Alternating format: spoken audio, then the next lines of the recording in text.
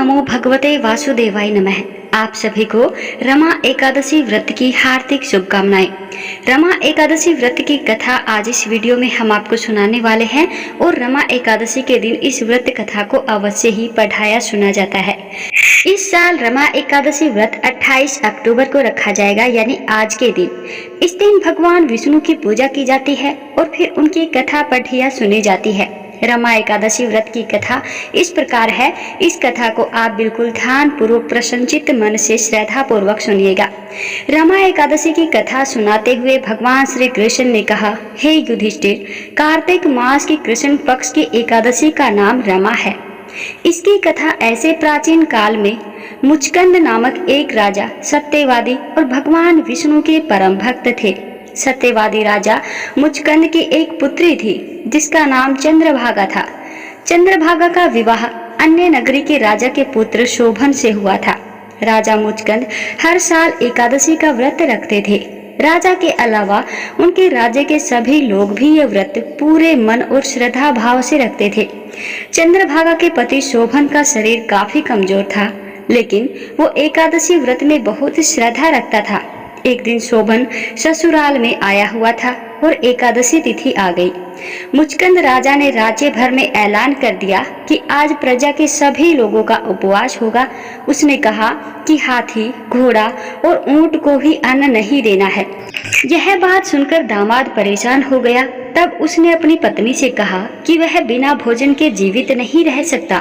यह सुनने के बाद उसकी पत्नी ने कहा कि आप कहीं और चले जाइए। यदि यहाँ रहेंगे तो आपको इस व्रत का नियम और पालन करना ही होगा।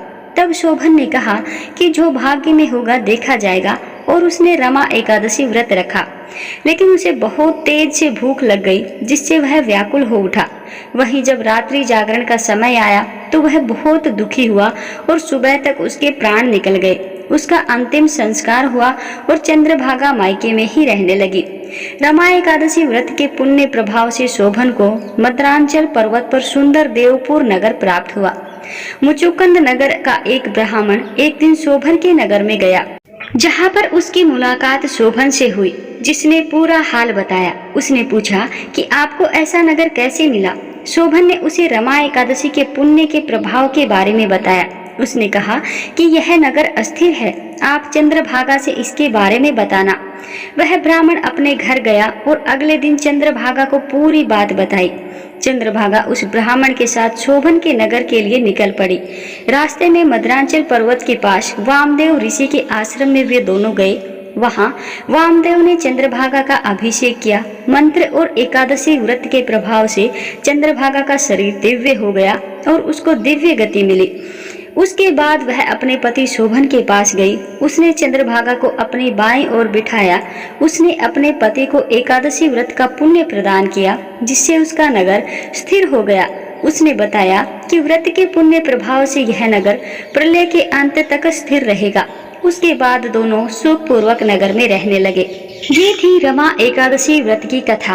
अब हम जान लेते हैं रमा एकादशी का पारण कैसे करना चाहिए, सही समय और नियम क्या है। रमा एकादशी का व्रत अत्यंत कल्याणकारी माना जाता है।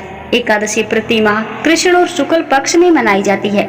इस दिन भगवान विष्णु की पूजा होती है। ऐसा माना जाता है कि इस व्रत को रखने से सभी इच्छाएं पूर्ण होती हैं। इसको लेकर कुछ नियम बताए गए हैं, जिन्हें हम जान लेते हैं। ऐसी मान्यता है कि इस व्रत का पालन करने से साधक को विष्णु जी के साथ मोक्ष की प्राप्ति होती है। वहीं इस दिन कुछ लोग उपवास रखते हैं, लेकिन पारण का सही विधि अगर न कर सके तो व्रत का पूर्ण फल प्राप्त नहीं होता है। तो आइए जानते हैं एकादशी का पारण कैसे करना है। सबसे पहले जान लेते हैं एकादशी पारण की सही तिथि। हिंदू पंचांग के अनुसार रमा एकादशी की पूजा शुभ मुहूर्त 8:11 से लेकर 9:59 तक रहेगा। ऐसे में इस वक्त भक्त दौरान विष्णु की पूजा करें। वहीं 29 अक्टूबर को सुबह 6:31 से लेकर के 8:44 के बीच एकादशी व्रत का पारण कर सकते हैं। जो लोग इस व्रत का पालन करते हैं उन्हें इस समय का खास ध्यान रखना चाहिए। एकादशी का पारण कैसे करना है तो भक्त सुबह जल्दी उठकर स्नान करे, फिर भगवान की पूजा शुरू करें। दीप जलाएं, तुलसी पत्र, फल, मिठाई, पंचामृत और सूखे मेवे आदि चीजें उन्हें अर्पित करें।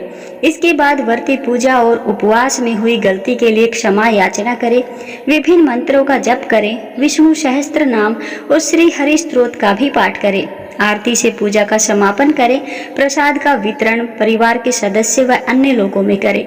जरूरतमंदों को कुछ दान करें। बड़ों का आशीर्वाद लें। श्री हरि का ध्यान करते हुए फिर प्रसाद या तुलसी पत्र खाकर व्रत का पारण करें और सात्विक भोजन ग्रहण करें। गलती से भी तामसिक चीजों में शामिल बिल्कुल भी ना हो।